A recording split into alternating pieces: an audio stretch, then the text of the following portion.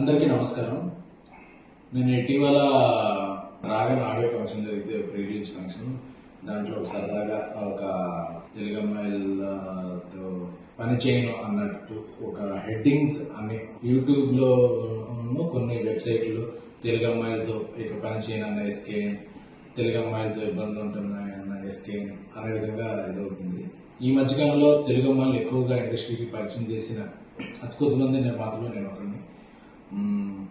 రేష్మ, ఆనంది, మానస, Priyanka జావల్కర్, Vaishnavi Chaitanya,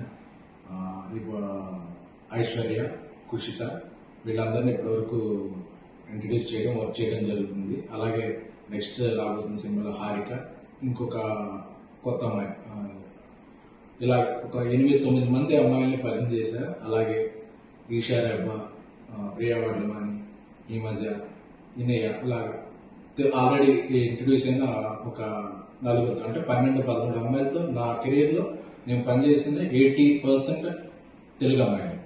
so నేను target పెట్టుకున్నా. నేను తెలుగు జర్నలిస్ట్గా నా కెరీర్ స్టార్ట్ చేశాను కాబట్టి నేను అనుకున్న టార్గెట్ ఏంటంటే ఒక 25 మంది అమ్మాయిలు, వాళ్ళు వేరే ఫీల్డ్, హీరోయిన్గా, రైటర్గా, ఆర్ట్ డైరెక్టర్గా, ఎగ్జిక్యూటివ్ ప్రొడ్యూసర్గా, డైరెక్టర్గా కూడా నాకు తెలిసిన సర్కిల్ నుంచి 25 మంది తెలుగు అమ్మాయిని నా పరంగా ప్రోత్సహించాలి, ఎంకరేజ్ చేయాలని. అంటే మనం పరిచయం చేసిన వాళ్ళందరూ టాప్కి వెళ్ళిపోరు, అందరూ బాటంకి వెళ్ళిపోరు. బట్ మొదటి అవకాశం ఇవ్వడం అనేది ఒక ఇంపార్టెంట్. సో ఇప్పుడు నా నెక్స్ట్ 3 సినిమాలు తెలుగు అమ్మాయిలే. అందులో ఆర్ట్ డైరెక్టర్ తెలుగు అమ్మాయి, ఎగ్జిక్యూటివ్ ప్రొడ్యూసర్ తెలుగు అమ్మాయి, రైటర్ కూడా తెలుగు అమ్మాయి.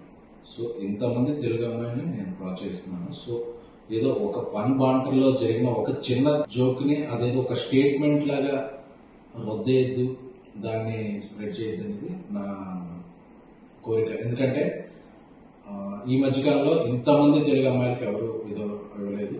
ప్లస్ నేను దాన్ని ఒక ఉద్యమంలా ముందుకు తీసుకెళ్తున్నాను కాబట్టి ఏదో ఒక జోక్లా తీసుకున్న తప్ప దాన్ని ఒక స్టేట్మెంట్లా తీసుకుని ఇక తెలుగు అమ్మాయిలకి అవకాశం ఉంటుంది. ఎందుకంటే నేను చేస్తున్న సినిమాలు, చేయబోయే సినిమాల్లో కూడా నా ఫస్ట్ ప్రిఫరెన్స్ తెలుగు అమ్మాయిలకే. సో దీంట్లో ఇక ఎటువంటి ప్రచారాలకి తావివ్వద్దని కోరుకుంటున్నాను.